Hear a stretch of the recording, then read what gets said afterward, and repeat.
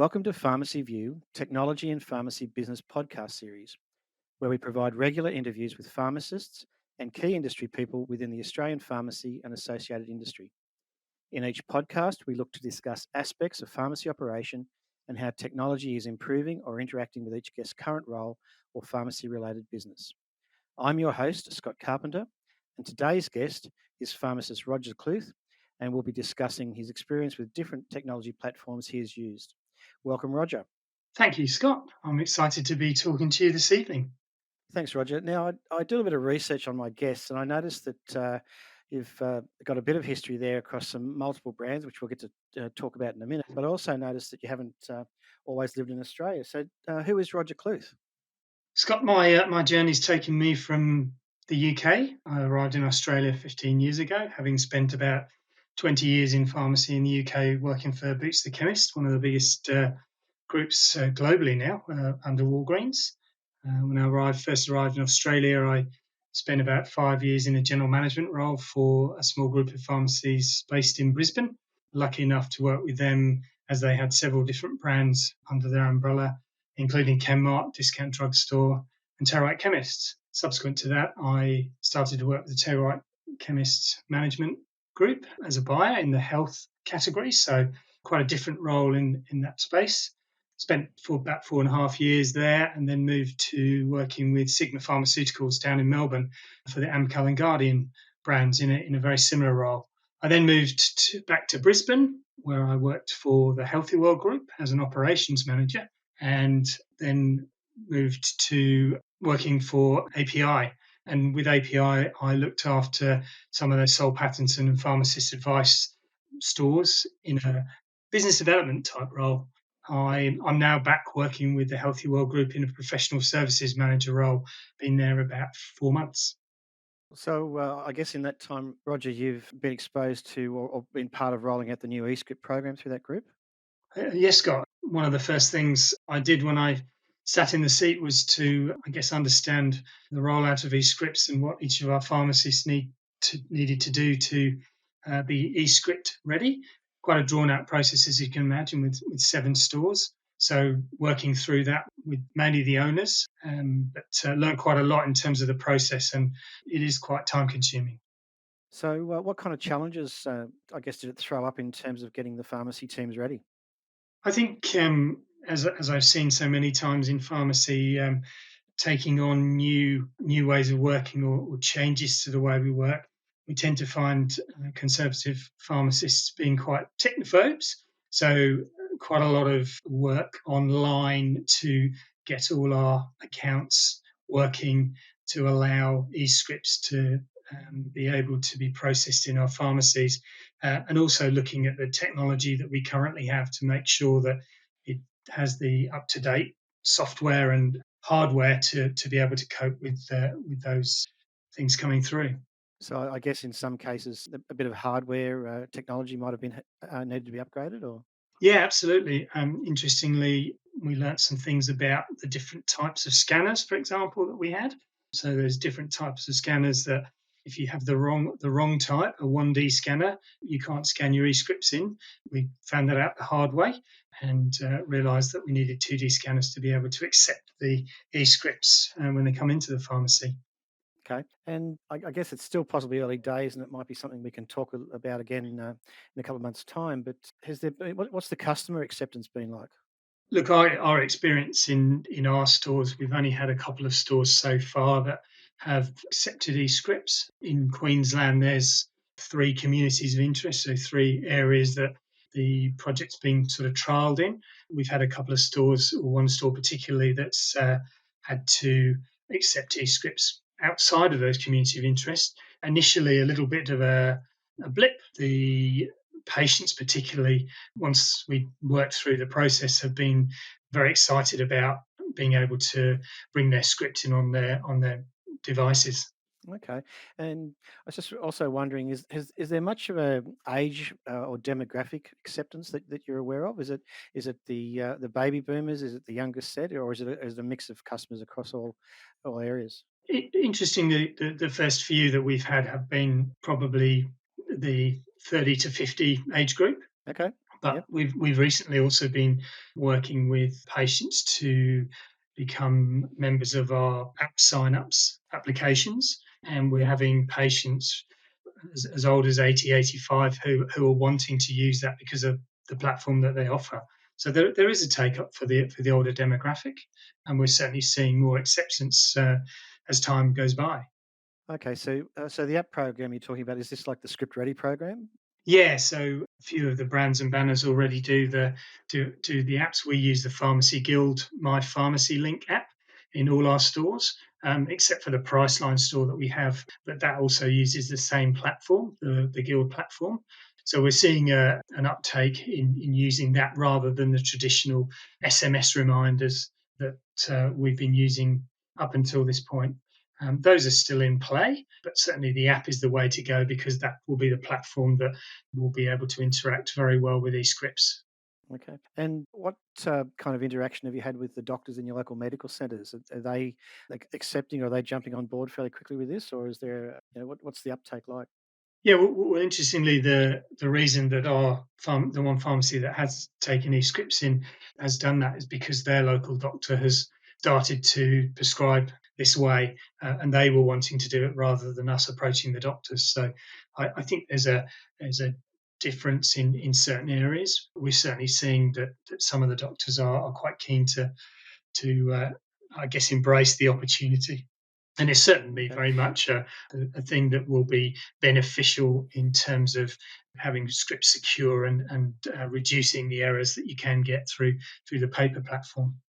Cool. So, Roger, if someone's listening today and are either in the process of preparing or in the early days of rollout, what kind of guidance or suggestions can you give them in from your experience? Start now, definitely, because it is quite time consuming. And I think there are some really good online training programs that can show people step by step. A lot of the dispense software providers are very enabled now in terms of the process. And certainly, we had some help from our software provider to make sure that we stepped our way through effectively. So I know from a couple of conversations we've had previously, we'll step away from the dispensary because you might be considered one of a few pharmacies that has a lot of interest in what's going on in the front of shop. And can you talk to us a bit about efficiencies and the use of technology that you've been involved with front of shop programs in pharmacy? Yeah, look, what was really interesting to me when I first came to Australia is how advanced the UK were in terms of the uses that they had for technology in processes and systems and replenishment, particularly. Boots were doing some of the things that even pharmacies are not doing now and using auto replenishment for their stores. So very much maintaining, or the stores maintaining an accuracy in their stock files to allow auto replenishment. And I'm seeing that sort of more and more in some of the groups, particularly. We've, as I say, recently joined one of our stores into Priceline, and what I'm really excited about is working with them because they have an auto replenishment process. That's been something that I've been very passionate about for many years, particularly when I've been using it back 20 odd years ago. So, Roger, talk to me a bit about your passion for pharmacy front of shop and the use of technology. Is there anything that you're using or that you've seen lately that's you're quite excited about, and what it means and what pharmacists should prepare for if they wanted to go down this path? Yeah, something I'm been particularly excited about is electronic ticketing that I've seen in a few pharmacies recently. I think the opportunity to control pricing from back shop and for the price to change on shelf really at the click of a button opens up many opportunities for pharmacies to be more nimble in terms of their pricing strategies and structures on a daily or even hourly basis. So that for me is, I think, a really good opportunity for pharmacy as an industry to really embrace that kind of thing. So, if I just to clarity point, so we're talking about the say electronic shelf labels or the shelf strips, where effectively the pharmacy point of sale system tells the digital display in front of that stock what it should be displaying in terms of description, barcode, price, etc. That's what we're talking about here, isn't it? That's right. Yes. Yeah, so I guess again from a management perspective, that's almost a significant change in mindset because the minute you change the price in the computer, it would then be updating the price on the shelf compared to having to print a label and then someone go out and change it over, which is always fraught with danger because we get interrupted or we forget. That's right, and I think it's an aspect of many pharmacy businesses that isn't looked at regularly. Don't get me wrong, a lot of the brands and banners are on top of those that pricing, but even on a daily basis to be able to look and to change. Whereas, often at the moment it's a download file that you have to get into the computer. And as you rightly pointed out, you then got to print off tickets, set the change, and then go to the shelf to change that price. So there's a real efficiency, I think, in that kind of technology. Oh, and it sounds like a few pharmacies are already starting to embrace this technology. So it'll be watch this space, and again, we'll do some more research on this and see what else we can bring up into the future. So, Roger, again, in terms of I guess your experience with pharmacy, both in the UK and here, and again, whether it's the dispensary or the front of the shop, what areas do you see in terms of immediate future or even future where technology may play a part? There's several other things. I think the development of wireless technology in stock management is certainly something that a lot of pharmacies probably haven't embraced to date. And again, being able to stock take, stock manage, order essentially from a phone or a PDE machine is certainly a way forward. I often see in pharmacy, even these days, people writing lists for replenishing stock, which, whilst it serves a purpose from an efficiency perspective, is incredibly inefficient. So I think there's opportunities there, and as computers develop, as technology develops, certainly from a wireless perspective, I think we will see more and more pharmacies taking up this technology. As we see more in the corporate world, in the grocery channels, obviously they have this technology that they use. And in many senses, in private pharmacy, cost can be an issue. But, as you would well attest to, over time, these technologies come down in price and it will allow the industry to embrace more of them. Yeah, cool. So that great, Roger. It's been great to chat with you tonight. Is there, I guess, before we wrap up, is there any other areas of technology that you've got a passion for, or that you see as opportunity? Uh, I'd be very interested to see how whether pharmacy will ever embrace a scan your own product, as we see in the grocery channel. I think we can actually learn quite a lot from what happens in that corporate space. They certainly have the resource to trial these things. So I'd like to see those kinds of things certainly looked at. And there's certainly technology around people being able to essentially take stock and using technology within premises to actually scan what they take out in their arms, although I'm not sure necessarily that will go down particularly well in my industry. Yeah, I understand that. And in terms of e-commerce, because again, most pharmacies in Australia these days run some form of e-commerce platform.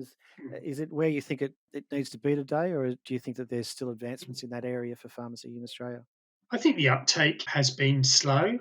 I think given the recent pandemic or current pandemic, I think we've seen a lot of technologies fast tracked, and a lot of people and a lot of organizations and businesses saying, well, these are the kinds of things we probably should have got into previously. So, given the current circumstances, let's try them. So, I think there'll be more of a desire to try new technology sooner than perhaps there has been in what essentially is a very conservative profession. So I'd like to think that in some senses what's happened has fast tracked some of the opportunities, and that's certainly been the case with the Escript program. At one stage we were talking about rollout in November, and here we are sitting in September, and it's already been out for several months. For some time. I guess on that note too, then, in terms of pharmacies that you've been involved with in one way or form, has the current pandemic environment created any activity around social media and social media contact with customers? A little bit in the businesses I work in. There's certainly been some activity. We've certainly seen an increase in click and collect activity, which was something that we weren't using as effectively as we were previously. We do have the organisation I currently work for has an online site, and that's certainly been incredibly busy over this period. So I think customers do still like the bricks and mortar experience, and I've no doubt that when they're able to in each state to come out of lockdown, they'll take the opportunity to re-engage. And I think it's really important for us as a profession to be able to have that face-to-face contact from a consultation perspective. Yeah, cool. Thanks, Roger. Look, I think we'll wrap it up there tonight now, but it's been great to chat with you. If someone listening to this podcast series or episode at the moment was interested in getting in contact with you, what's the best way for them to reach out? And we'll include this in our page description as well if you're interested. Yeah, look, you can certainly find me on LinkedIn. My profile's on there. I think my contact data is on there, but by all means, give me a call on 0413 178 404 or contact me via email, rogerkluth@hotmail.com. That's great. Thanks, Roger. Roger, it's been great to chat with you tonight, and look forward to staying in contact. Thanks, Scott. Really enjoyed it. Thank you very much.